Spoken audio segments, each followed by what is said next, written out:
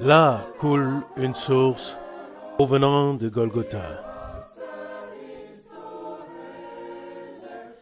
Son eau est si limpide et elle apporta le salut à tous ceux qui écoutaient. Et elle apporta le salut à tous. Ceux qui écoutaient la voix lorsque le Fils de Dieu appelait, viens, pécheur à la source. Oh, viens au trône de grâce. Regarde, la source de Golgotha coule. La source de Golgotha coule. Elle coule si librement pour toi et pour moi. La source de Golgotha coule.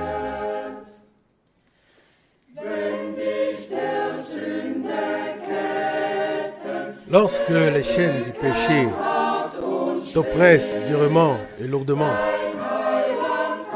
ton Sauveur peut te sauver, car c'est lui qui purifie. Ton Sauveur qui te lave entièrement de tout péché. Oh, regarde seulement à la croix, alors la paix sera ton partage. Regarde, la source de Golgotha coule. La source de Golgotha coule. Elle coule si librement pour toi et pour moi. La source de Golgotha coule.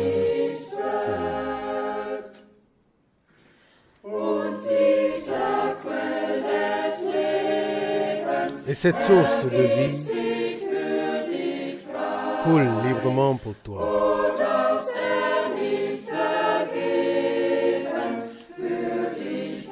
Oh, ne la laisse pas devant toi en vain.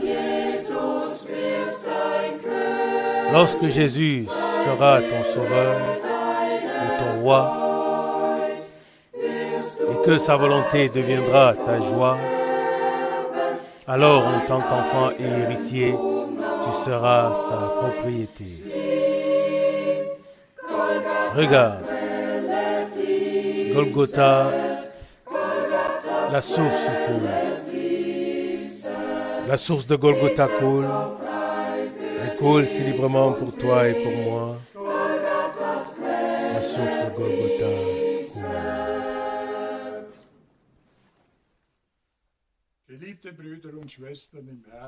Bien-aimés frères et sœurs dans le Seigneur, nous vous saluons très chaleureusement depuis Zurich pour cette méditation de la parole avec Frère Franck. Que le Seigneur vous bénisse comme il nous bénit ici à Zurich, qu'il soit présent dans toutes les parties du monde où vous écoutez maintenant. Permettez-moi de lire comme introduction une parole tirée de 2 Pierre chapitre 1. 2 Pierre chapitre 1, le verset 12 jusqu'au verset 16. 2 Pierre 1, verset 12. Voilà pourquoi je prendrai soin de toujours vous rappeler ces choses, quoique vous le sachiez, et que vous soyez affermis dans la vérité présente. Verset 13. Je regarde comme un devoir, aussi longtemps que je suis dans cette tente, de vous tenir en éveil par ces avertissements. Car je sais que je la quitterai subitement, ainsi que notre Seigneur Jésus-Christ me l'a fait connaître. Verset 15. Mais j'aurai soin qu'après mon départ, vous puissiez toujours vous souvenir de ces choses. Verset 16. Ce n'est pas en effet suivant des fables habilement conçues que nous vous avons fait connaître la puissance et l'avènement de notre Seigneur Jésus-Christ, mais c'est comme ayant vu sa majesté de nos propres yeux. Chers frères et sœurs,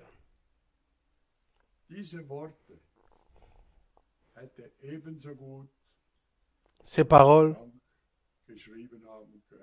auraient aussi bien pu être écrites par frère Franck, car lui aussi a toujours eu à cœur de nous apporter la parole,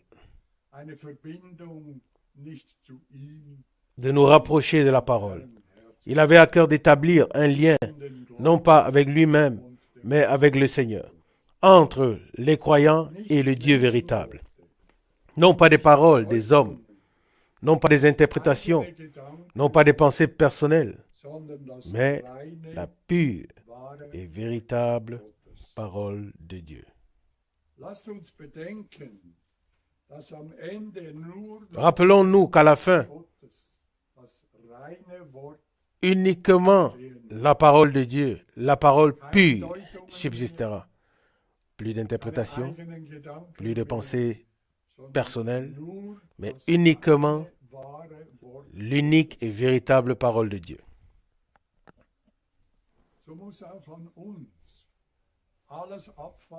C'est ainsi que tout ce qui ne peut pas subsister devant Dieu doit aussi être ôté de nous. Tout comme toutes les interprétations doivent tomber, tout ce qui ne peut pas subsister devant Dieu doit tomber de nous, afin qu'à la fin nous puissions nous tenir devant lui comme une épouse pure, afin que nous puissions véritablement paraître devant Dieu revêtus de vêtements blancs.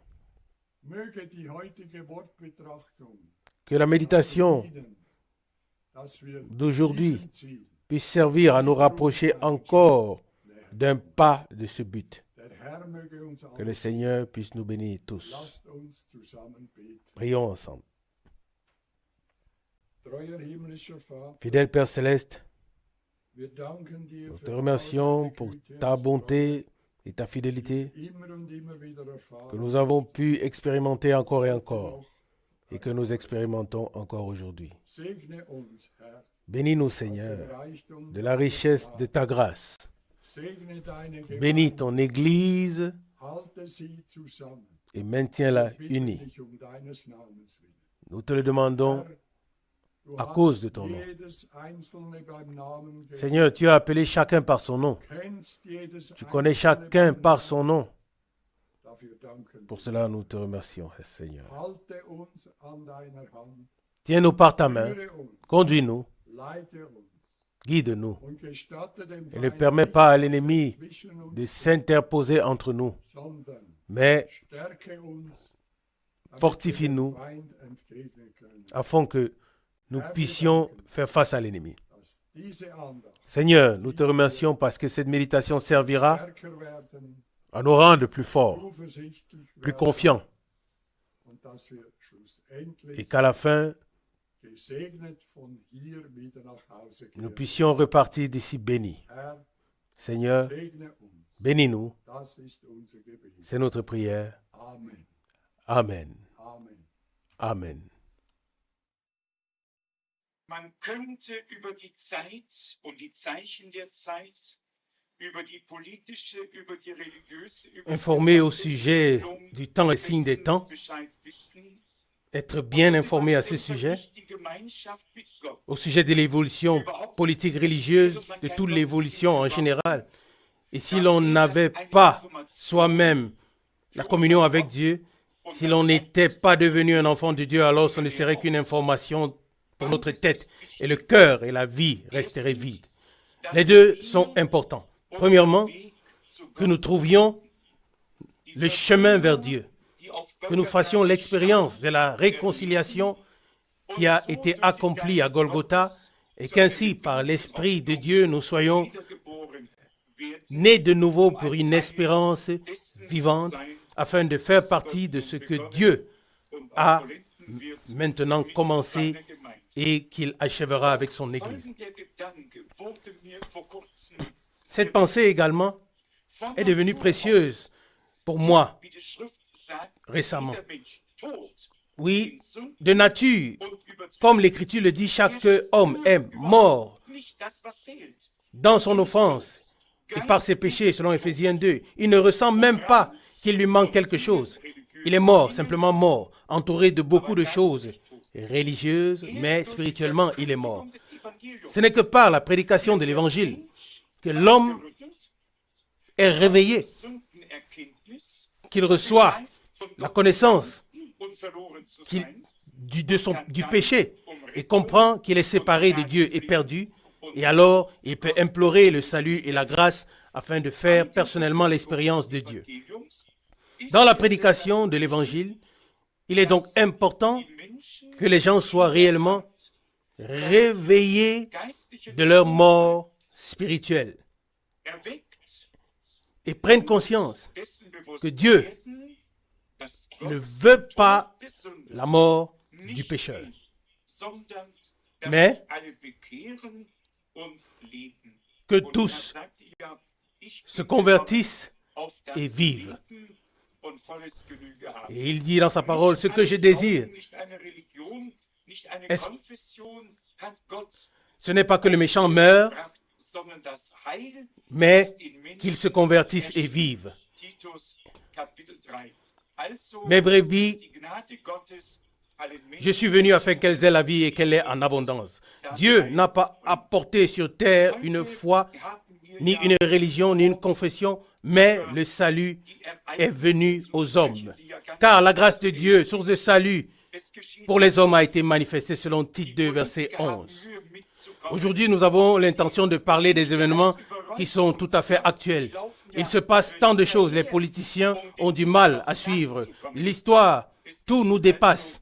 Ils courent derrière les événements pour encore les rattraper. Tout se passe donc réellement devant nos yeux.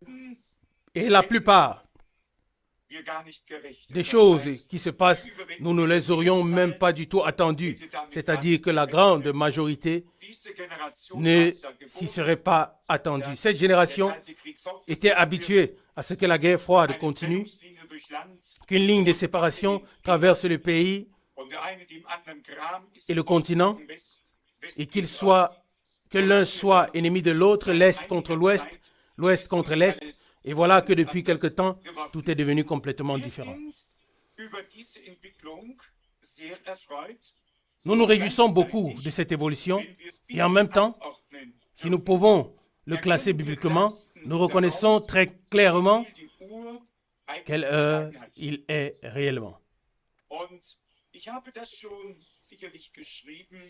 Et je l'ai certainement déjà écrit, et j'en ai aussi parlé ici et là.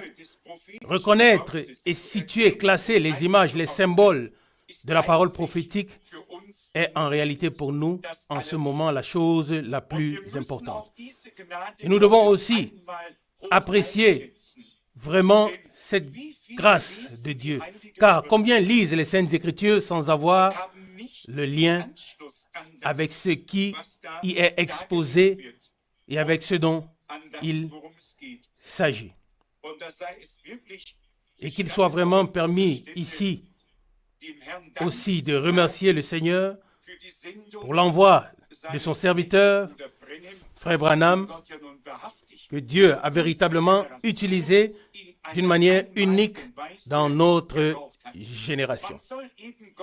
Il faut simplement donner raison à Dieu et respecter ce qu'il fait et le remercier de tout cœur pour cela, afin d'avoir ensuite une pleine part et une pleine bénédiction dans ce que Dieu fait. C'est en effet ainsi. Oui, sur le long terme, seul celui qui marche avec Dieu peut être béni.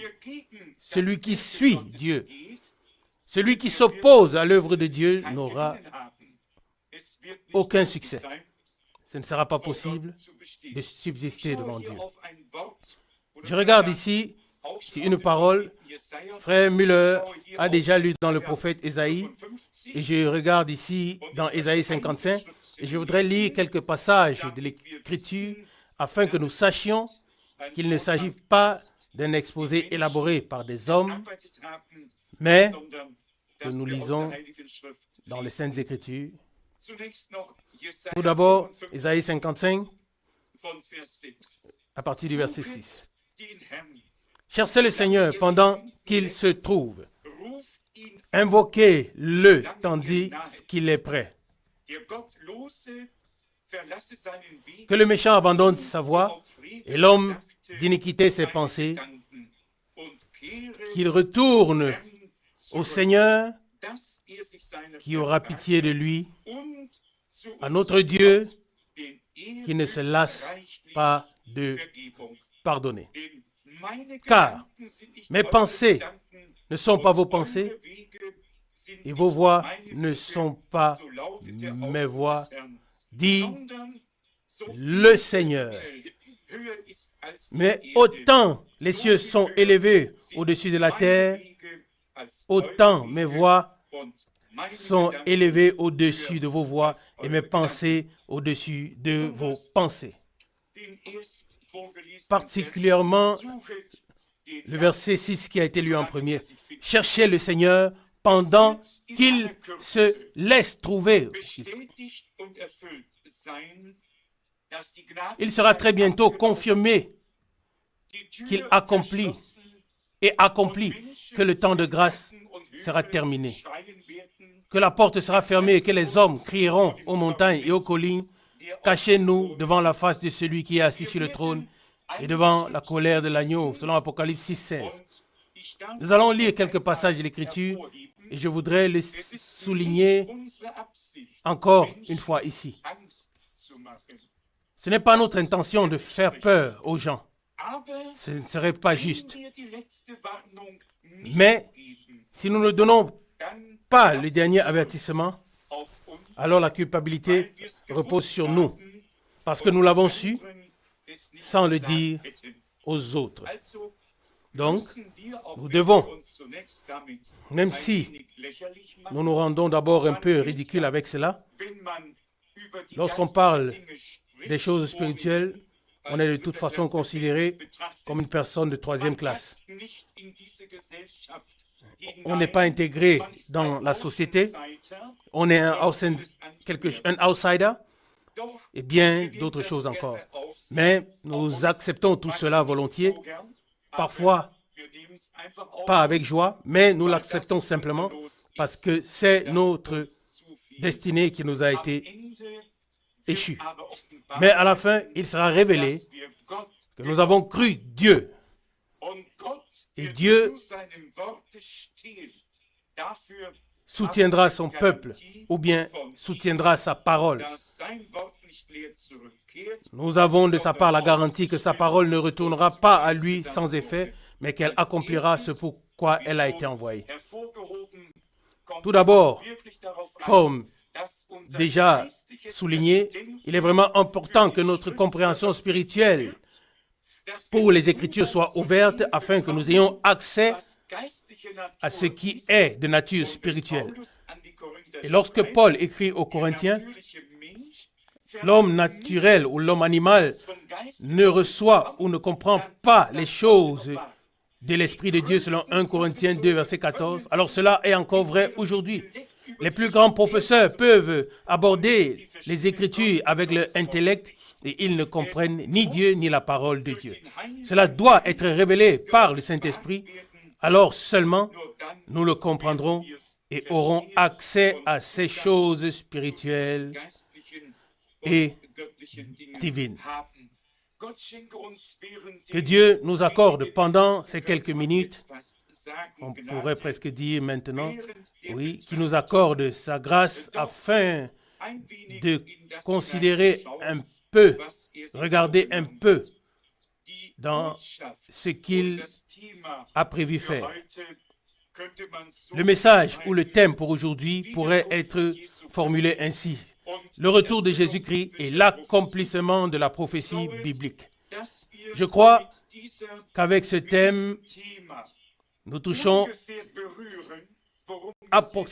approximativement ce dont il s'agit maintenant. Il est vrai que nous ne pouvons réellement compter sur le retour. Il est vrai que nous pouvons réellement compter sur le retour du Seigneur. Et ce ne sont pas des affirmations que nous lançons simplement parce que cela nous convient ou parce que nous le souhaitons, mais ce sont des faits qui nous ont été réellement documentés dans les Saintes Écritures et que nous croyons. Il y a beaucoup de passages bibliques que nous pourrions lire, mais nous ne pourrons pas tous les lire, et dans lesquels le Seigneur a clairement dit « Il y a plusieurs demeures dans la maison de mon Père, et je vais vous préparer une place, et lorsque je m'en serai allé et que je vous aurai préparé la place, je reviendrai et je vous prendrai avec moi, afin que là où je suis, vous soyez aussi, selon Jean 14, versets 2 et 3. C'est ainsi qu'il est écrit dans Jean 14.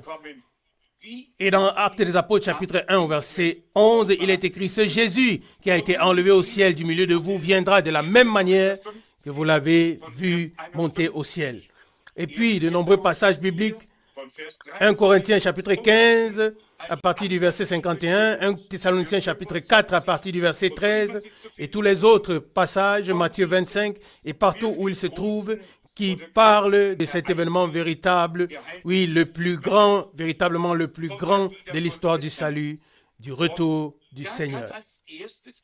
Et l'on pourrait en premier poser la question.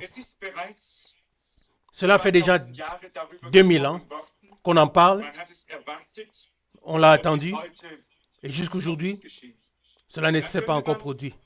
Alors on pourrait ajouter avec la question, comment pouvons-nous savoir que c'est maintenant le moment et non pas déjà il y a 400 ans ou 200 ans? Et c'est précisément ce point qui nous donne l'absolu et la certitude que c'est maintenant le temps et non auparavant. C'est de cela qu'il s'agit et cela nous est présenté de manière si claire dans la prophétie biblique ou dans son accomplissement qu'il ne peut y avoir d'erreur. Et cela précisément à cause de la description très exacte des choses qui ont été annoncées d'avance dans les Saintes Écritures comme phénomènes qui accompagnent la chose. Des phénomènes d'accompagnement comme signe des temps ou aussi signe de la fin des temps. Ou pour parler avec les paroles du Seigneur, quand ces choses commenceront à arriver, redressez-vous et levez vos têtes parce que votre délivrance s'approche, selon Luc 21, verset 28. Ceux qui connaissent la parole et qui ont lu les évangiles et les épîtres savent tous ce qui y est écrit. Et là aussi, il est important que nous ne lisions pas seulement ce qui est écrit, mais que nous citions correctement ce qui est écrit, c'est-à-dire que nous le placions là où cela a sa place réellement. Oui, les Saintes Écritures et ce qui est déclaré sont comme un grand puzzle. Et il faut simplement tout mettre correctement à sa place. Et lorsque cela se produit, alors on sait exactement que cela est juste et correct. Ici, comme je l'ai dit, nous allons lire quelques passages afin de voir clairement que nous sommes arrivés au temps où la prophétie biblique s'accomplit sous nos yeux. Je voudrais commencer par l'épître de Pierre. Nous connaissons tous bien les Saintes Écritures, néanmoins je vais le lire. 2 Pierre chapitre 1, puis inclure encore d'autres passages dans notre méditation. 2 Pierre chapitre 1 à partir du verset 19. Et nous tenons d'autant plus certaine la parole prophétique à laquelle vous faites bien de prêter attention, comme à une lampe qui brille dans un lieu obscur, jusqu'à ce que le jour vienne apparaître et que l'étoile du matin se lève dans vos cœurs. Verset 20. Sachant tout d'abord, vous-même, qu'aucune prophétie de l'Écriture ne peut être un objet d'interprétation particulière. Car, verset 21, ce n'est pas par une volonté d'homme qu'une prophétie a jamais été apportée, mais c'est poussé par le Saint-Esprit que les hommes ont parlé de la part de Dieu. Ça, c'est en réalité le noyau de toute la chose. Lorsqu'il s'agit de la parole de Dieu et aussi de la partie prophétique du plan de salut de notre Dieu. Dieu a parlé par des hommes. C'est pourquoi ils ont pu dire « Ainsi parle le Seigneur ». Et nous avons en effet dans la Bible la parole de Dieu et non la parole d'un Moïse ou d'un Élie ou d'un Abraham ou d'un Ésaïe, mais dans son ensemble, c'est la parole de Dieu. Et Dieu a simplement utilisé des canaux, des porte-paroles, des hommes remplis du Saint-Esprit, inspirés, éclairés, envoyés, utilisés par Dieu pour annoncer davantage et écrire son plan de salut ici, sur cette terre. Et cela afin que toutes les générations futures aient la possibilité de s'assurer que Dieu ne dit pas quelque chose simplement comme ça, mais qu'il a déjà tout dit à l'avance. Je serai toujours reconnaissant pour la parole de Dieu qui nous éclaire vraiment comme une lampe qui brille dans un lieu obscur. Que ferions-nous sans la parole de Dieu? Dites-le moi. Nous n'aurions pas d'orientation. Nous ne saurions absolument pas qui est Dieu. Nous ne saurions pas ce que Dieu veut. Nous ne saurions absolument pas quel est son plan. Nous serions vraiment sans orientation. Mais maintenant, nous avons la parole de Dieu. Et plus nous nous approchons de l'achèvement, plus les choses que Dieu a promises dans sa parole deviennent claires pour nous. Celles qu'il a annoncées, que ce soit politiquement, pour les nations, religieusement, pour les communautés religieuses ou les églises, que ce soit pour Israël, pour l'Église, dans l'ensemble, nous trouvons tout dans les Saintes Écritures. Il faut toutefois dire que beaucoup de choses ont été décrites en symboles et en images. Et celui qui ne connaît pas ces symboles prophétiques ou qui n'en connaît pas la signification et le sens, il lit les Saintes Écritures et lorsqu'il est terminé, il ne sait pas plus qu'avant. Mais si par la grâce de Dieu, nous lisons aussi la parole prophétique de l'Ancien Testament et que nous faisons connaissance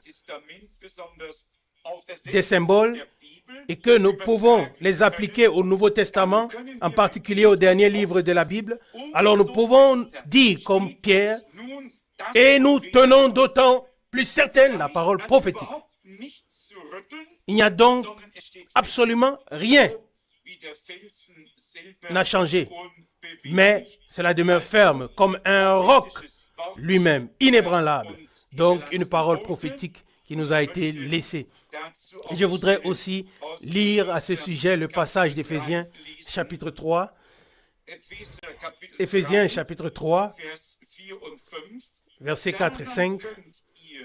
Et en les lisant, vous pouvez vous représenter l'intelligence que j'ai du ministère de Christ.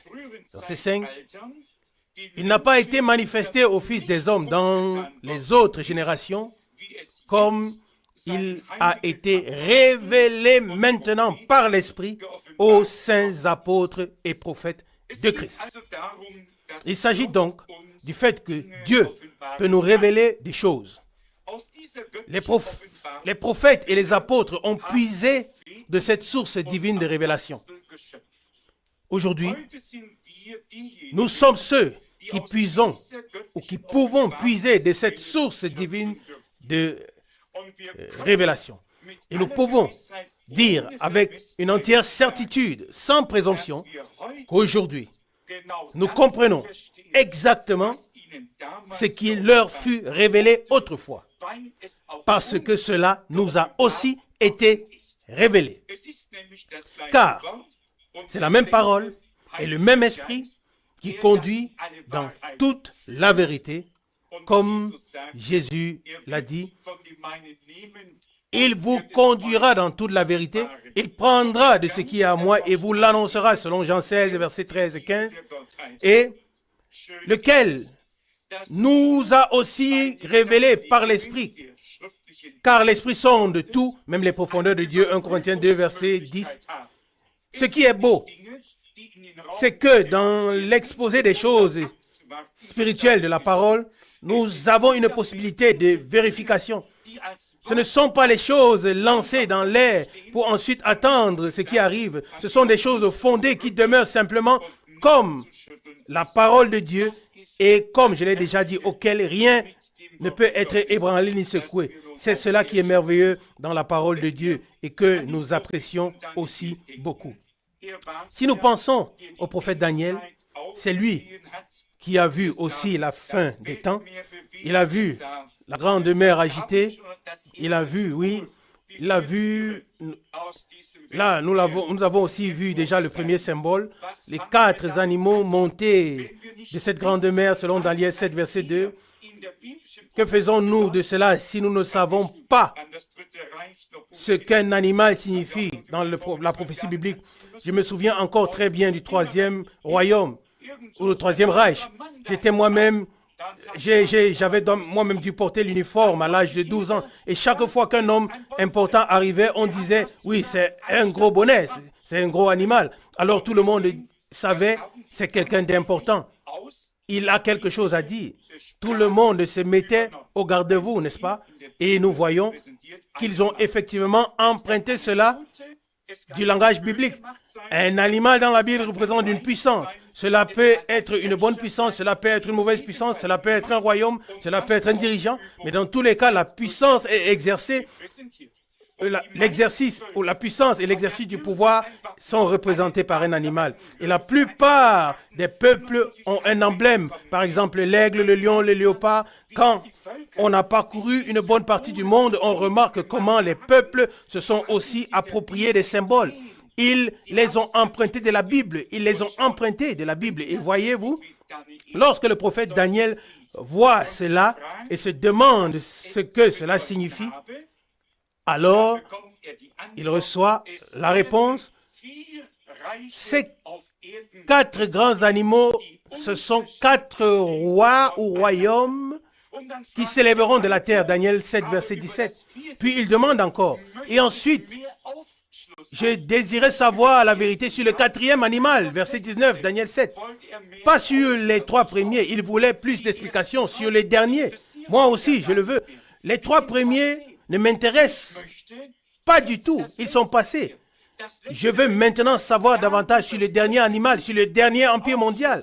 C'est ainsi que cela intéressait déjà le prophète Daniel à l'époque. Et celui qui lit l'Apocalypse remarquera que le voyant Jean n'avait pas du tout vu les 3 premiers. Il n'a vu que le dernier, celui qui nous concerne maintenant au temps de la fin. Ainsi, lorsqu'on considère les choses, la sagesse de Dieu et la manière dont il a tout ordonné, on ne peut que dire, mon Dieu, que tu es grand, que tu es grand.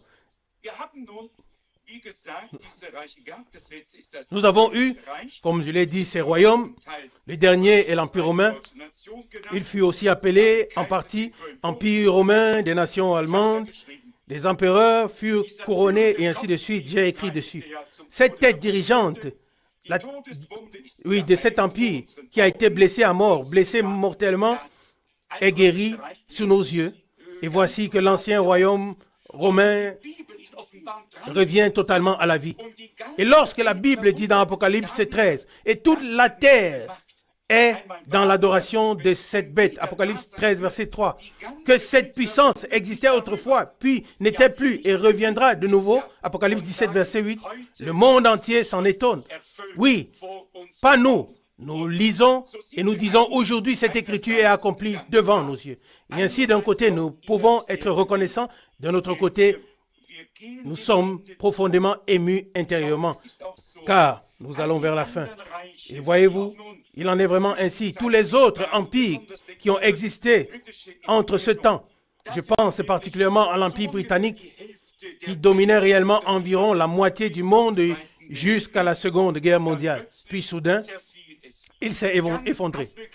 Toute l'Afrique, toute l'Asie, tous sont devenus indépendants, tous pouvaient avoir leur souveraineté, sans vouloir me moquer. Mais aujourd'hui, on pourrait effectivement dire de cette Grande-Bretagne qu'elle est devenue une petite Bretagne. Et lorsqu'on considère cela correctement à la lumière de l'accomplissement des prophéties bibliques, alors tout cela devait arriver afin que l'Empire romain puisse ressurgir. Tous les autres royaumes devaient s'effondrer et mettre leur puissance à la disposition de cette puissance jusqu'à ce que les paroles de Dieu soient accomplies. Apocalypse chapitre 17, verset 13, 17. Et ainsi, c'est ainsi que nous l'expérimentons maintenant. Oui, dans ces derniers temps, non seulement un empire mondial s'est effondré, mais nous voyons maintenant depuis les derniers mois, durant cette dernière année, que le grand empire soviétique, avec ses 15 républiques, se désagrège lui aussi progressivement. Et le grand empire devient petit. Pourquoi? Afin que cette maison européenne puisse ressurgir ici en Europe centrale, comme cela a été prédit dans la parole prophétique. Tous les autres royaumes, aussi grands qu'ils puissent être, seront petits en comparaison avec cet empire mondial qui s'élève maintenant et qui se forme.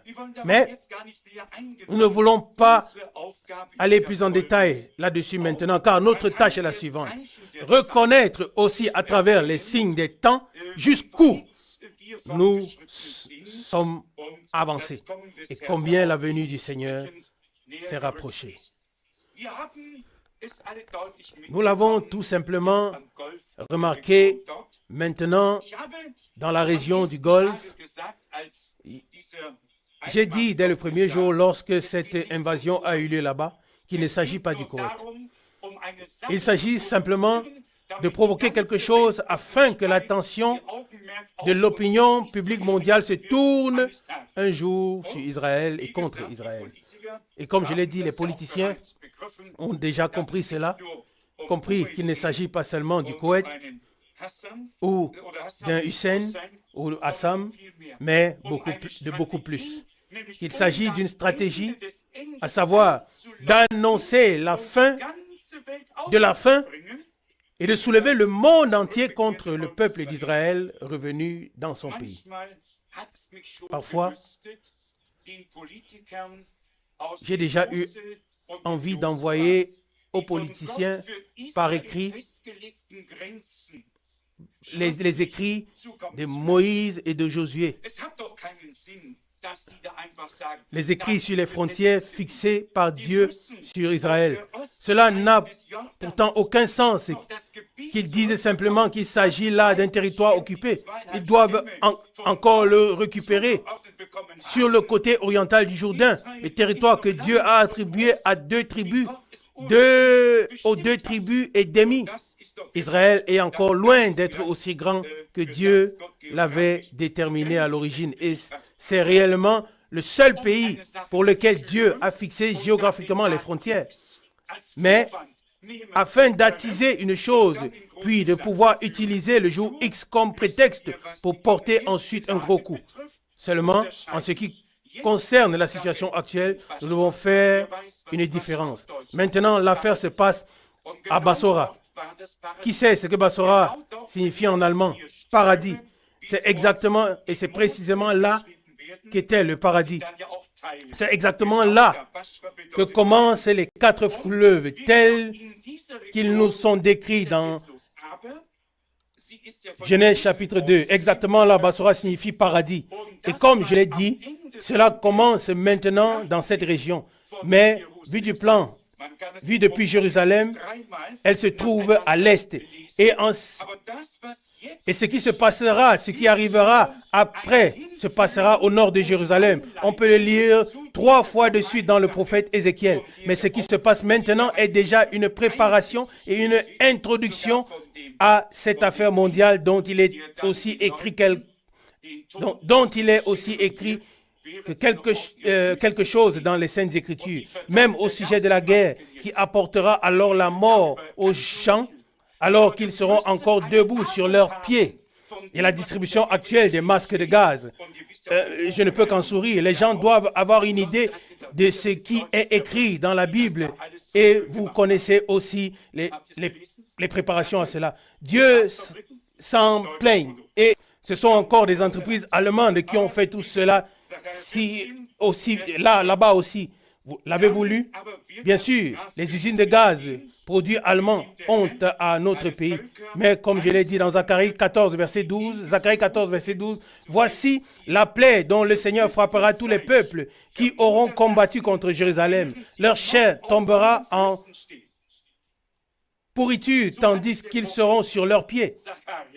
C'est ainsi que le prophète Zacharie l'avait déjà annoncé d'avance dans la prophétie biblique. Donc, pendant qu'ils seront encore sur leurs pieds, leur chair tombera en pourriture. Je continue la lecture. Leurs pieds tomberont en pourriture dans leurs orbites. Leurs yeux, tomberont en pourriture dans leur orbite et leur langue tombera en pourriture dans leur bouche. Il faut bien s'imaginer cela. Celui qui a lu sur Hiroshima en sait quelque chose. Mais ici, ce sera encore pire. Ce sera tellement agressif que pratiquement l'effet sera immédiat et les gens tomberont probablement encore avec leur masque de gaz. Les yeux, la langue, tout sera atteint pendant qu'ils seront encore debout, pendant qu'ils seront encore là. Et tout cela sera fait en un coup. Le coup sera porté et il n'y aura aucune issue. Mais voyez-vous, Dieu l'a dit dans sa parole et aujourd'hui déjà on peut le voir que cela arrivera. Et quand les Saintes Écritures disent que Dieu interviendra encore personnellement, et qu'avec de la grêle et tout ce qui s'y rapporte, il achèvera le reste. Mais une chose est importante à reconnaître, même lorsqu'on parle de la guerre sainte. Cette parole se trouvait déjà dans le prophète Joël. Il est écrit littéralement ainsi. Je vais vous le lire. Que là, il est bien appelé à la guerre sainte. Et cela est écrit dans Joël au chapitre 4 à partir du verset 9. Joël chapitre 4 à partir du verset 9. Publiez ces choses parmi les nations. Préparez-vous à la guerre sainte. Réveillez les héros, qu'ils s'approchent, qu'ils montent, tous les hommes de guerre, et ainsi de suite, et ainsi de suite. C'est Joël 3, versets 9 et 10. Puis, il est dit ici au verset 12, nous sommes dans Joël 3, que les nations se réveillent et qu'elles montent vers la vallée de Josaphat, car là, je siégerai pour juger toutes les nations d'alentour. Cela arrivera donc. Et ce qui se passe maintenant est en réalité déjà destiné à diriger l'attention vers cette dernière grosse confrontation. Et vous savez, j'ai moi-même été dans cette région. J'ai été aussi au Koweït, en Jordanie, en Égypte, en Syrie, au Liban, et ainsi de suite. Je connais aussi un peu cette région. Et vous n'avez qu'à prendre votre carte géographique. Alors, vous devez vraiment chercher le petit Israël avec une loupe pour le trouver quelque part au bord. Et ensuite, lorsque vous voyez les vastes surfaces immenses du territoire arabe, il y a encore de la place pour plusieurs millions. Et pourquoi ne veulent-ils pas de leurs propres frères là-bas? Voyez-vous, tout cela est politique. J'ai aussi vu cela directement à la périphérie d'Amman, en Jordanie. Oui, que les camps artificiels des Palestiniens sont maintenus, alors qu'une grande Mercedes 350 est garée devant la porte et que les antennes de télévision de chaque baraque pointent vers le ciel. Mais les gens doivent rester là afin qu'on puisse dire, s'il vous plaît, voyez-vous, ils sont encore ici. Au lieu de leur accorder de la liberté de chercher eux-mêmes leur logement, ainsi de suite. Mais, comme je l'ai dit, nous ne voulons pas aller plus loin dans ces choses. Il faut que cela soit ainsi, afin que le monde entier soit indigné et outré et dise, Israël, qu'est-ce qui vous prend donc maintenant, s'il vous plaît? Et nous avons vu récemment aussi la résolution de l'Union européenne. Même les Américains ont aussi voté pour cela. Et c'est presque révoltant lorsqu'on entend simplement ce que les Israéliens ont fait et qu'on n'entend plus ce que l'autre côté a fait. Je ne l'ai pas vu moi-même, mais cela a été rapporté qu'il y avait des paniers remplis de pierres, des paniers pleins de pierres tout en haut sur le mur et qu'ils ont ensuite été jetés vers le bas. Mais les paniers avaient été placés et à partir desquels on lançait les pierres en bas. Plus personne n'en parle. Il y a maintenant sur la terre tellement d'injustices qu'il n'y en a probablement jamais eu dans le passé. Et même dans la presse, dans les reportages, il y a tellement de partialité qu'on pourrait en devenir fâché parce qu'on peut simplement voir, oui, les motifs qui sont cachés derrière sans avoir besoin d'avoir la sagesse de Salomon. Ainsi donc, les choses se produisent réellement dans nos jours, de toute manière, et ces choses indiquent la fin. Et la fin est proche. Nous avons lu assez souvent dans Matthieu chapitre 24, dans Luc chapitre 21, dans Luc chapitre 17, et les différents passages dans les Saintes Écritures qui parlent effectivement des derniers jours, des derniers temps. Et puis aussi dans les épîtres des apôtres, Paul a particulièrement parlé des derniers jours dans les lettres à Timothée. 1 Timothée chapitre 4, à partir du verset 1. Mais l'Esprit dit expressément que dans les derniers temps, quelques-uns abandonneront la foi pour s'attacher à des esprits séducteurs et à des doctrines de démons. Par l'hypocrisie de faux docteurs portant la marque de la flétrissure dans leur propre conscience, prescrivant de ne pas se marier, de s'abstenir des aliments, et ainsi de suite jusqu'au verset 3. Extrêmement très très beau. Mais Dieu voit la chose de loin. Et ce qui est extérieurement ou pourrait être considéré comme saint et pieux, Dieu le désigne comme des doctrines de démons. Il y a aussi parmi les croyants des gens très aimables. Et quand on entend parler de certains, du mariage par exemple, puisque cela est justement écrit ici, qu'on interdit aux gens de se marier, savez-vous que Dieu a ordonné cela au commencement et a dit, il n'est pas bon que l'on soit seul. Genèse 2, verset 18. Qui peut annuler l'ordre divin? Tout le reste, ce sont des exceptions. Ce n'est pas la règle. La règle est que l'homme ne doit pas être seul. Dieu lui a créé une aide qui lui correspond. Mais lorsque toute une communauté entière et beaucoup d'autres pensent maintenant qu'ils ne doivent pas se marier, alors cela est considéré comme un sacrifice particulier. Et la Bible décrit tout cela.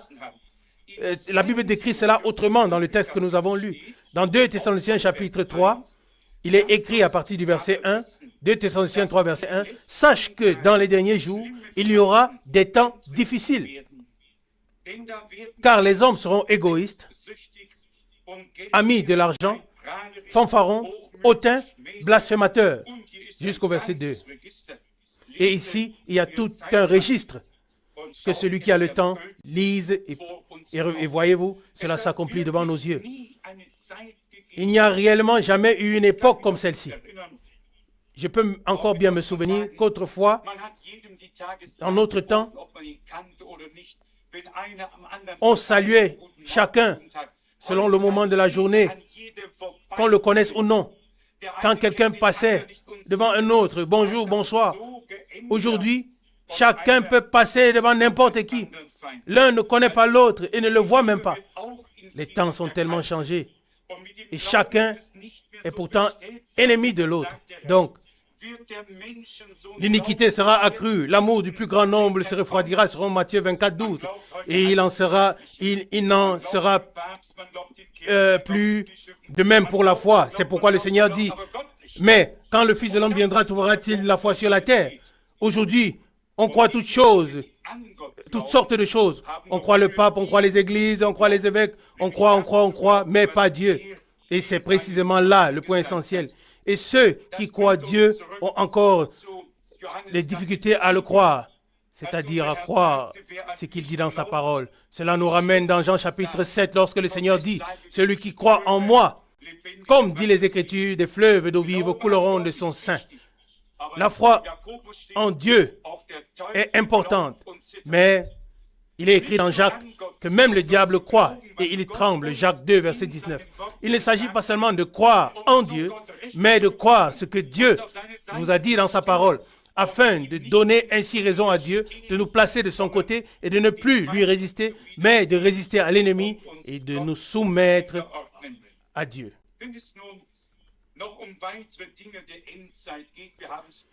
Oui, s'il s'agit en ce qui concerne d'autres choses concernant la fin des temps, nous l'avons déjà dit assez souvent qu'il s'agisse des tremblements de terre, des famines, de toutes les guerres, des bruits de guerre, des pestes et de toutes sortes de choses.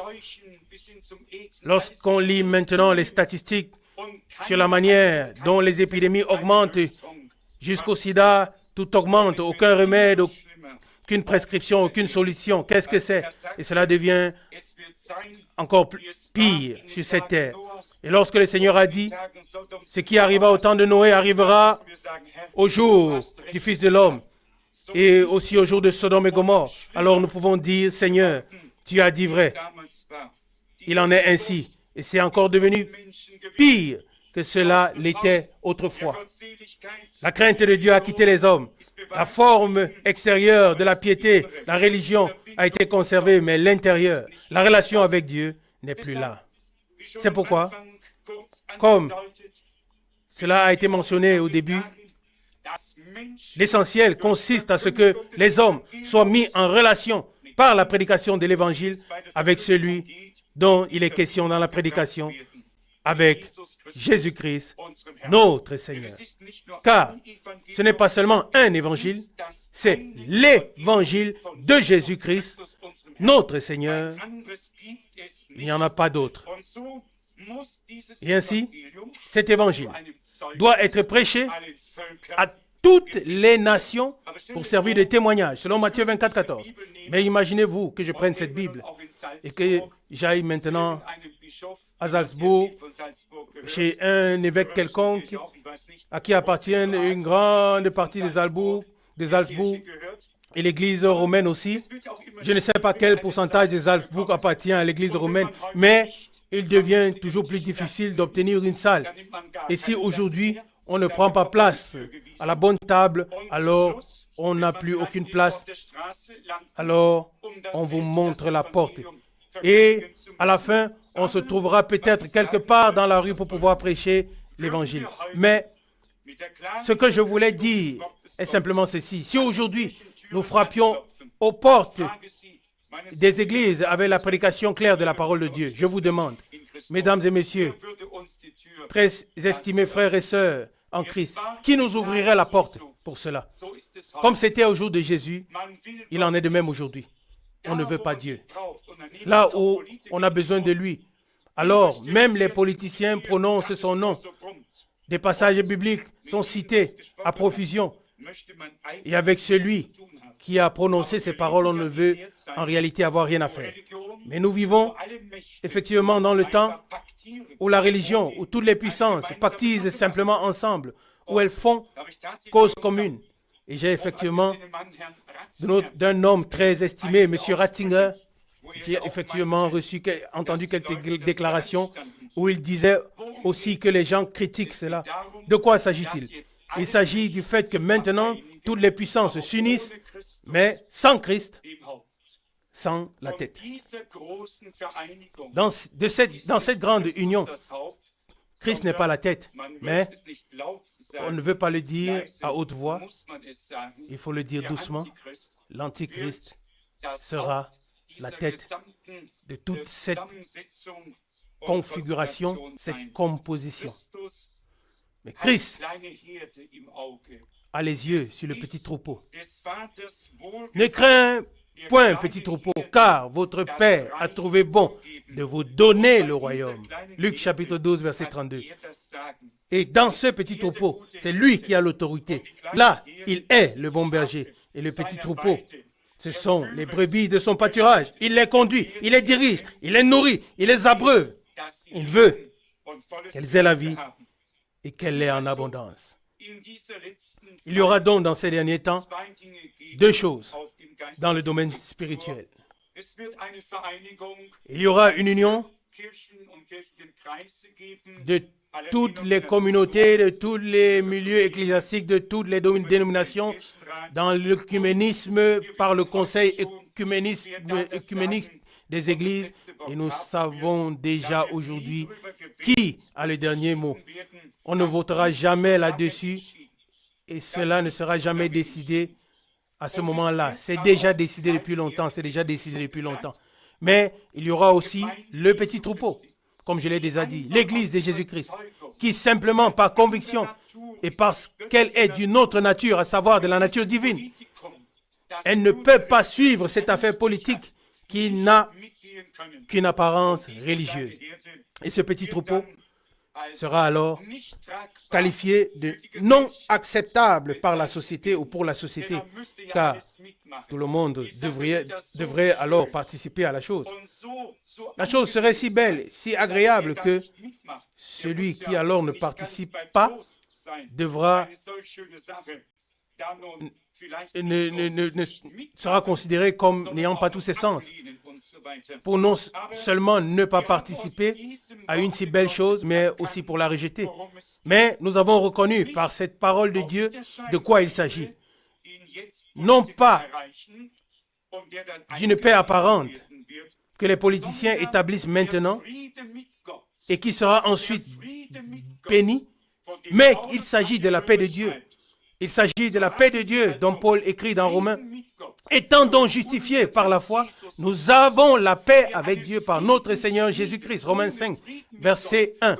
Celui qui fonde une paix sans avoir trouvé la paix avec Dieu par Jésus-Christ doit entendre ceci. C'est une fausse paix politique religieuse condamnée à l'échec. Uniquement la paix avec Dieu par Jésus-Christ, notre Seigneur, demeure pour tout l'avenir et aussi pour l'éternité. Amen.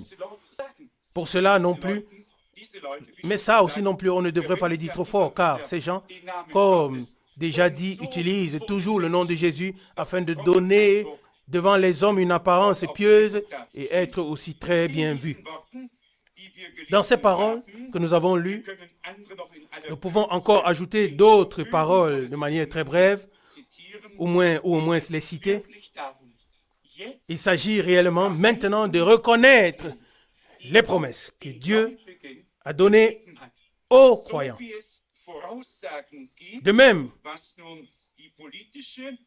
qu'il y a des prédictions concernant le développement politique et religieux, il y a aussi des prédictions pour l'Église du Seigneur.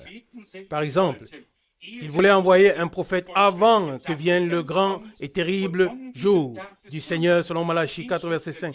Et au sujet de ce jour du Seigneur, ce passage, je veux vraiment le lire maintenant, afin que tous sachent que cela est écrit ainsi dans la Bible. 2 Pierre chapitre 3, verset 10. 2 Pierre 3, verset 10. Le jour du Seigneur viendra comme un voleur. En ce jour, les cieux passeront avec fracas, les éléments embrasés se dissoudront et la terre, avec les œuvres qu'elle renferme, sera consumée. Ce n'est pas moi qui l'a dit. C'est Dieu qui l'a dit dans l'Ancien et dans le Nouveau Testament. Dans le prophète Malachie, je voudrais lire Malachie, le dernier chapitre.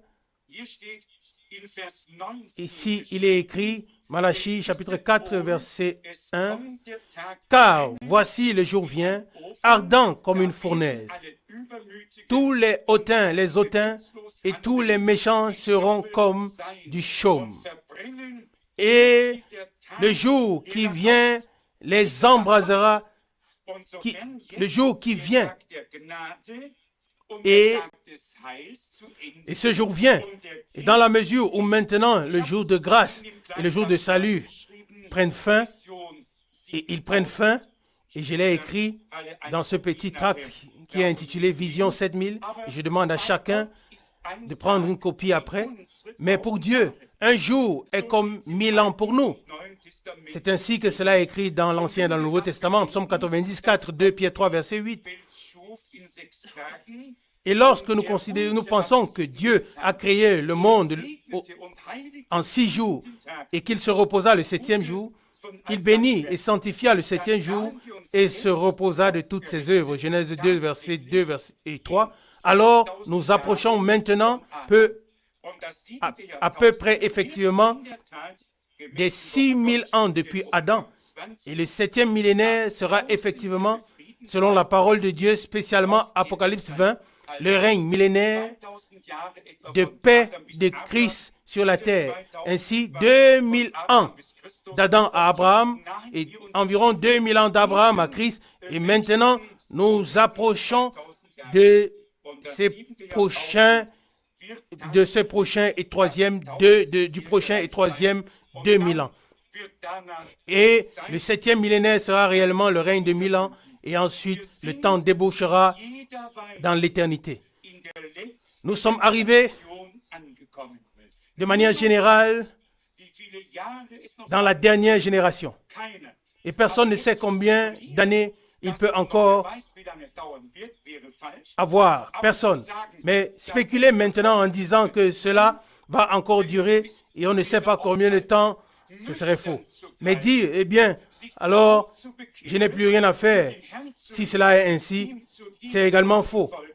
Il faut rester sobre, se convertir à Dieu, vivre pour le Seigneur, le servir, le suivre, se laisser préparer pour le jour glorieux du Seigneur ou bien le jour glorieux du retour de notre Seigneur. Voilà le commandement de l'heure.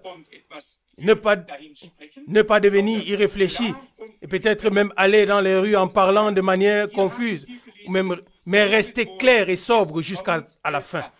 Nous l'avons lu ici. Car voici vient le jour, Malachie 4, verset 1. Et c'est le jour du Seigneur, et il brûlera comme une fournaise. Particulièrement au sujet du jour du Seigneur, il y a tant de passages bibliques dans l'Ancien et aussi dans le Nouveau Testament. L'un des plus puissants dans l'Ancien Testament est dans Ésaïe au chapitre 13. Je voudrais seulement lire 2 ou 3 versets. Ésaïe chapitre 13, à partir du verset 6. Gémissez, car le jour du Seigneur est proche. Il vient comme un ravage tout puissant. C'est pourquoi toutes les mains s'affaiblissent et tout cœur d'homme est abattu. Ils sont frappés d'épouvante.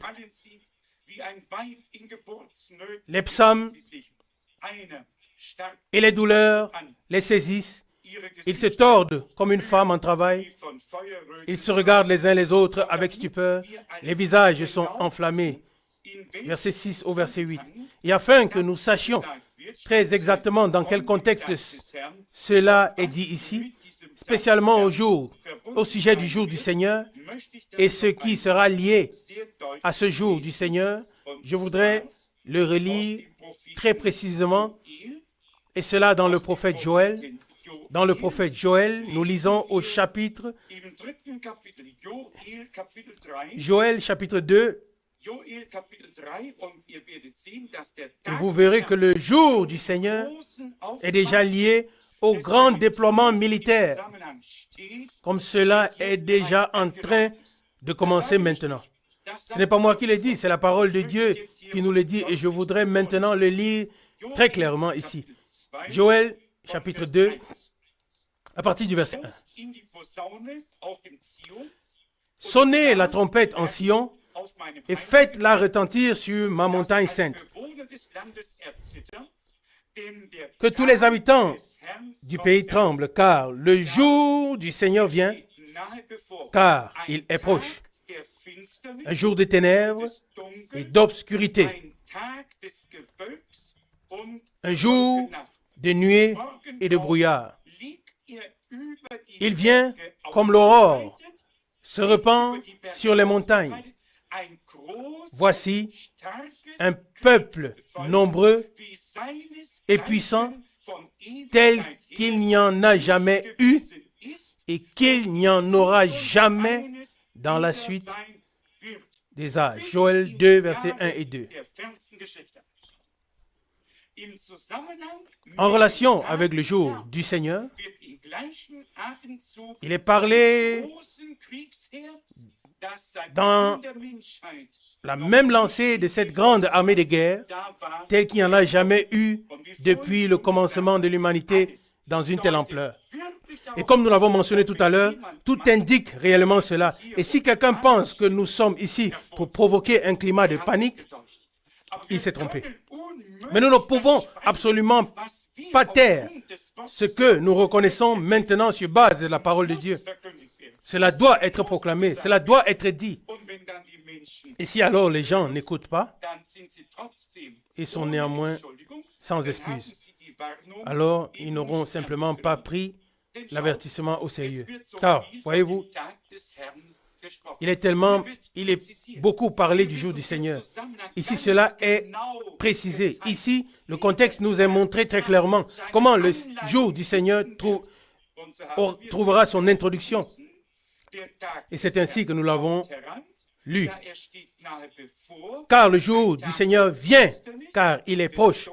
Le jour de ténèbres, d'obscurité, jour de nuée et de brouillard, il vient comme l'aurore se répand sur les montagnes. Voici un peuple nombreux et puissant, tel qu'il n'y en a jamais eu et qu'il n'y en aura jamais dans la suite des âges. Joël 2, versets 1 et 2. Et cela, frère Müller, et nous tous qui connaissons la parole de Dieu, nous savons ici, il est ensuite question de Gog et Magog, Apocalypse chapitre 20, lorsque Satan sera relâché de sa prison, lorsqu'il est parlé ici dans la suite des âges. Mais revenons ici à notre sujet et à notre temps. Ce qui a maintenant été rassemblé là-bas, partout dans le monde, nous a seulement montré à quelle vitesse une telle action peut être possible. Et cela arrivera ainsi. Et pour cela, nous sommes maintenant assez intelligents pour savoir que l'ensemble des Palestiniens ne prendront pas de repos. Cela n'est plus possible. Hezbollah, la guerre sainte, trouvera son départ. Il n'y aura plus de repos ni de paix dans cette région jusqu'à ce que Dieu crée le repos et la paix à sa manière. Mais ce qui se dessine très clairement, c'est que la dernière phase est maintenant réellement introduite sous nos yeux. Et comme cela a déjà été indiqué, si maintenant on continue d'attiser cela et que l'on dit à des jeunes de 18, de 20 ans qui en réalité ne veulent pas de la guerre, si on leur dit « Allah te regarde avec grâce, si tu fais ceci ou cela, c'est ton paradis », c'est ce qu'on dit aux gens et aussitôt ils le font. Et cela va donc attiser les tensions à un tel point que l'opinion publique mondiale se verra contrainte d'agir. Il n'en sera pas autrement. Ce sera réellement une chose de forcée. Mais alors, lorsque le monde commencera à agir ou pensera pouvoir porter le grand coup, alors Dieu frappera. Je vais vous lire un passage sur ce que Dieu fera encore. Je ne sais pas, je ne me réjouis pas de ce que les hommes périssent, Mais non, mais je me réjouis du fait que Dieu puisse se glorifier et il montrera à l'humanité tout entière qu'ils n'ont pas le dernier mot, mais que c'est lui qui prononce la dernière parole dans le ciel, sur la terre, sur Israël et sur les nations. Ézéchiel chapitre 38. Ézéchiel chapitre 38 à partir du verset 22. Ézéchiel 38 verset 22. J'exercerai mes jugements contre lui par la peste, par le sang, par les pluies violentes et par les pierres de grêle. Je ferai pleurer le feu et le soufre sur lui, sur ses troupes et sur les peuples nombreux qui seront avec lui. Oui, je manifesterai ma grandeur et ma sainteté. Je me ferai connaître aux yeux de la multitude des nations et elles sauront que je suis le Seigneur. Ézéchiel 38, versets 22-23. Ainsi, Dieu fera pleuvoir le feu et du soufre mêlé à des grêlons depuis le ciel. Et voici, cela prendra une fin terrible avec tous ces grands peuples qui auront marché en armée, afin de le relier aussi clairement à Apocalypse 19. Je vais lire dans Ézéchiel chapitre 39. Ézéchiel chapitre 39, oui, à partir du verset 8 ou 9, je ne lirai pas, mais il est écrit qu'ils feront du feu pendant 7 ans avec les armes qui seront restées. Et il est écrit au verset 10, verset 9 et verset 10 dans Ézéchiel 39. Et au verset 12, il est écrit qu'ils auront à faire pendant 7 mois avec l'enterrement des corps afin de purifier le peuple. Alors on peut imaginer combien de morts il faudra enterrer si 7 mois seront nécessaires pour accomplir l'enterrement des personnes qui seront mortes. Je ne voudrais pas être là lorsqu'on enterrera là-bas, mais comme déjà dit, c'est ainsi que c'est écrit dans la parole de Dieu et c'est ainsi que ce sera. Je relis le verset 12 tel qu'il est écrit. Ézéchiel 39, verset 12. La maison d'Israël les enterrera afin de purifier le pays et cela durera 7 mois. C'est ainsi que c'est écrit. Au verset 17, Ézéchiel 39, il est dit, « Et toi, fils de l'homme, ainsi a parlé Dieu, le Seigneur. Dis aux oiseaux, à tout ce qui a des ailes, à toutes les bêtes des champs, rassemblez-vous.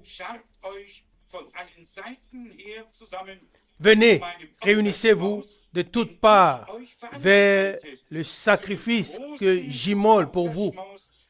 Grand sacrifice sur les montagnes d'Israël. Vous mangerez de la chair et vous boirez du sang.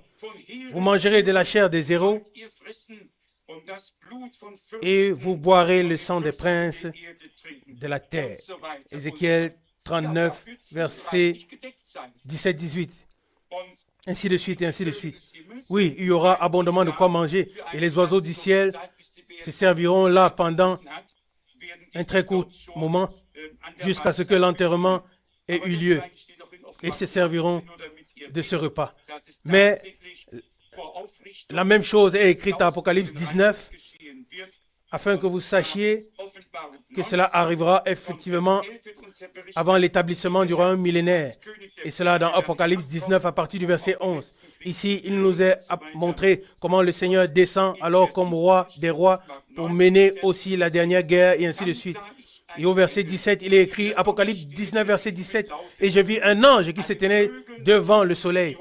Et il cria d'une voix forte, disant à tous les oiseaux qui volaient par le milieu du ciel, venez, rassemblez-vous pour le grand festin de Dieu, afin de manger la chair des rois, la chair des chefs militaires et de la chair des puissants, et ainsi de suite, et ainsi de suite. À 100%, la même chose dans l'Ancien et dans le Nouveau Testament, parce que le même événement est décrit par les prophètes et aussi par les apôtres.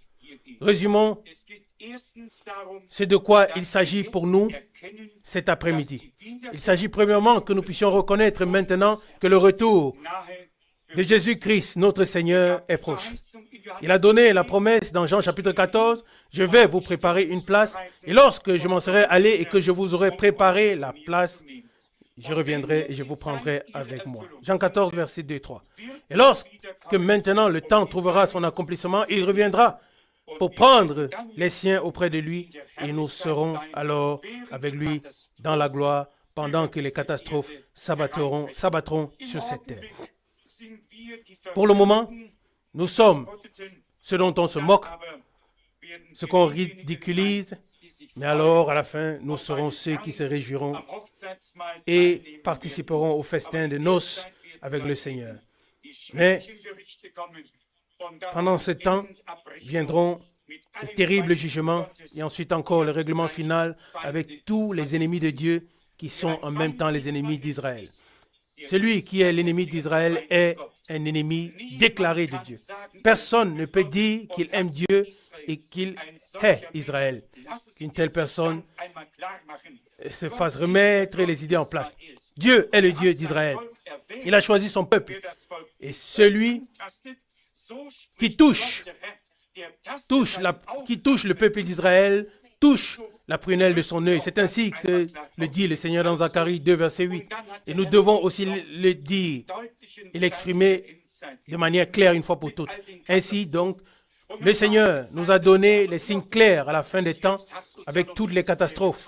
Et maintenant, il se peut que nous disions, oui, bien, jusqu'à présent, cela ne nous a pas encore tellement touchés. Le jour n'est pas encore terminé.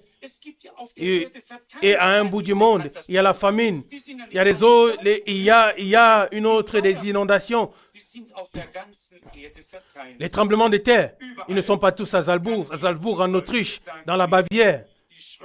Ils sont répartis sur toute la terre. Partout, on peut donc dire l'écriture s'accomplit devant nos yeux.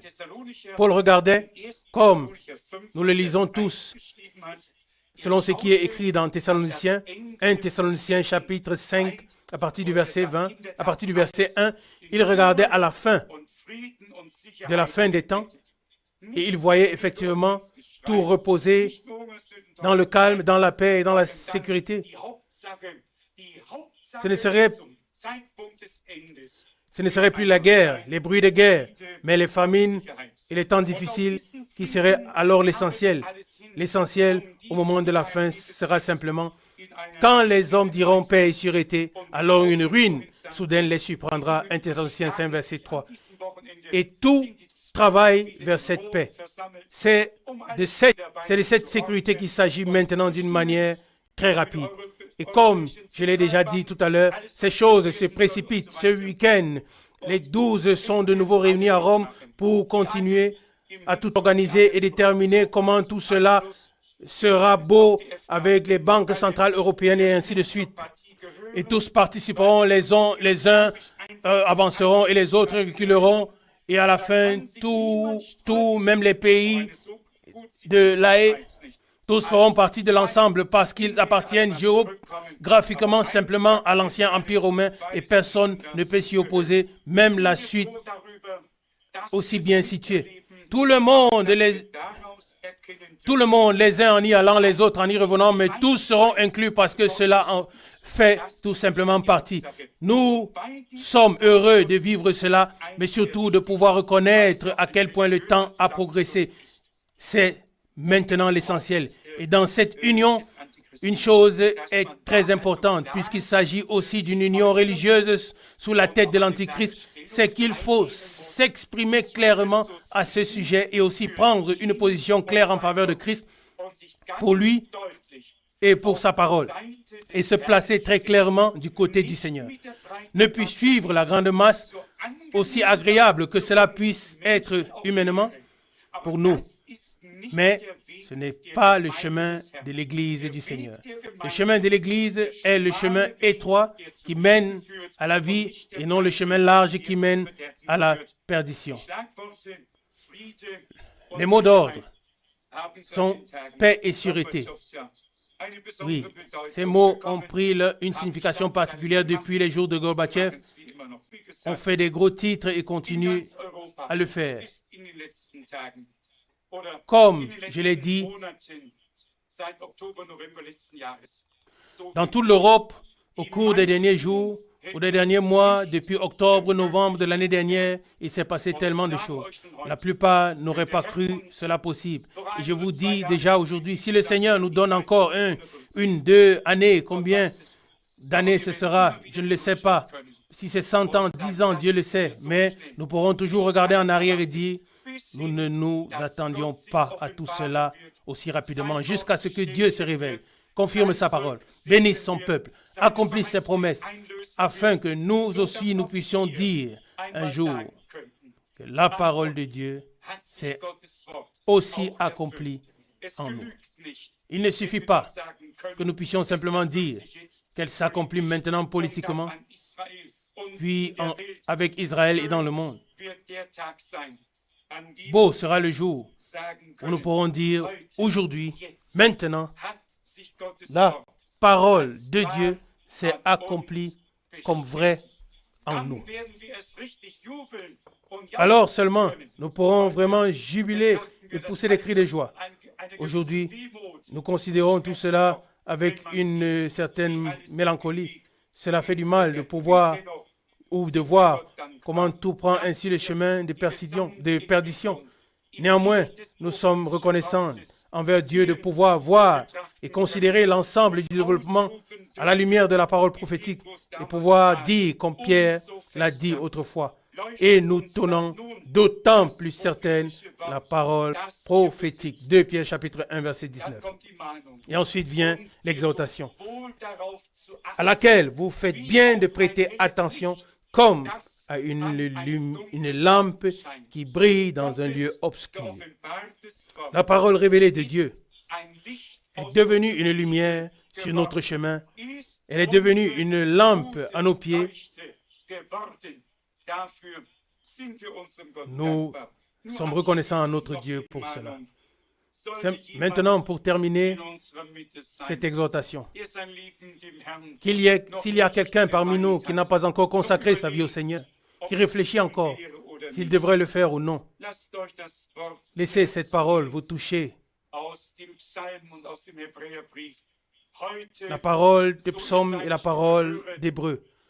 Aujourd'hui, si vous entendez sa voix, n'endurcissez pas vos cœurs. Psaume 95, versets 7 et 8, Hébreux 3, versets 7 et 8. Le Seigneur fait retentir son dernier appel. Venez à moi, vous tous qui êtes fatigués et chargés, et je vous donnerai du repos. Matthieu 11, verset 28. Je vous donnerai le repos pour vos âmes. Et ensuite la parole. Je ne mettrai pas dehors celui qui vient à moi.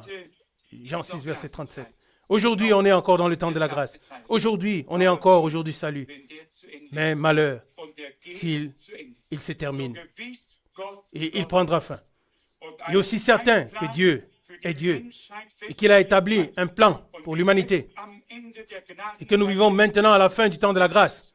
Aussi certain, le jour du salut prendra fin bientôt. Et le grand jour terrible du Seigneur, avec ses jugements, s'abattra sur cette terre. Cela arrivera selon le témoignage général de la parole, selon les signes des temps, selon l'accomplissement de la prophétie biblique dans notre génération. Que celui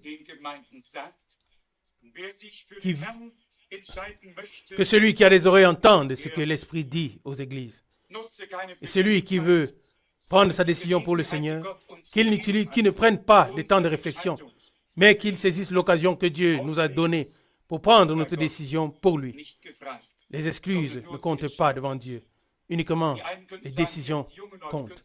Les uns pourraient dire, oui, les jeunes pourraient dire, oui, nous sommes encore trop jeunes. Les personnes âgées pourraient dire, oui, j'ai encore un peu de temps. L'un pourrait dire, j'ai pris une femme et c'est pourquoi je ne peux pas aller.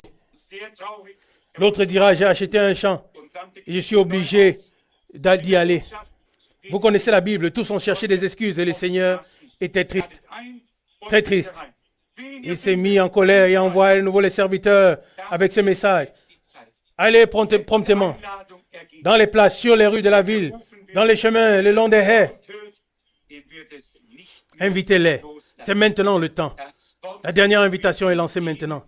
Et celui qui est appelé, celui qui entend la parole, ne la laissera plus. La parole demeurera en lui, en ceux-là qui l'ont entendu, comme un appel divin, et les attirera jusqu'à ce qu'ils soient venus au Seigneur. Que cela se fasse aujourd'hui par grâce. Amen. Nous nous levons encore pour la prière. Père Céleste, de tout cœur, nous te disons merci pour ce jour. Nous te remercions pour ta précieuse et sainte parole. Nous te remercions pour les explications, pour la clarté, pour la révélation de ton esprit. Bien-aimé Seigneur, tu nous as fait trouver grâce devant toi.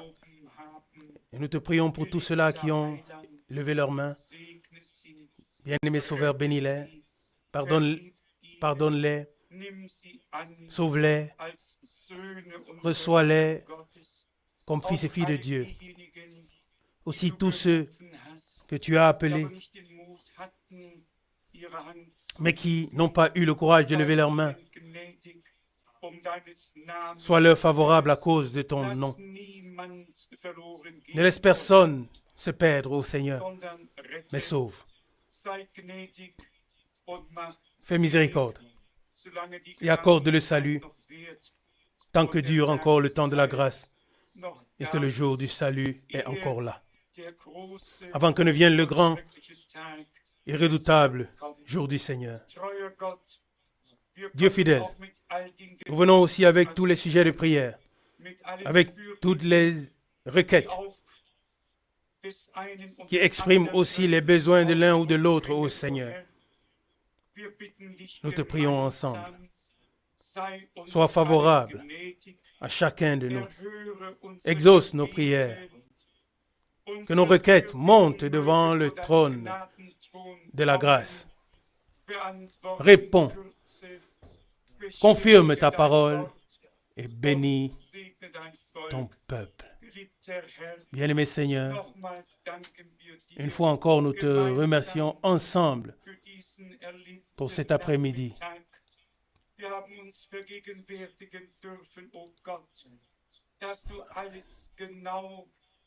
Nous avons pu nous rappeler, ô Dieu, que tu nous as annoncé exactement d'avance et que tu l'as fait écrire à l'avance afin que nous sachions, lorsque cela commence à arriver, que le temps est proche.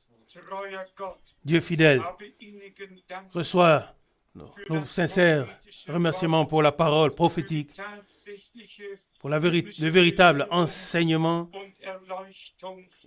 et révélation céleste. Seigneur, nous te remercions aussi de ce que tu as envoyé ton serviteur et messager dans nos jours pour attirer notre attention sur les différentes choses que nous n'aurions pas connues par nous-mêmes. Sois remercié, oui, pour ta compassion, pour toutes les manifestations de ta grâce. S'il te plaît, sauve tous, libère, bénis tous selon la richesse de ta grâce. Dans le saint nom de Jésus. Amen. Amen.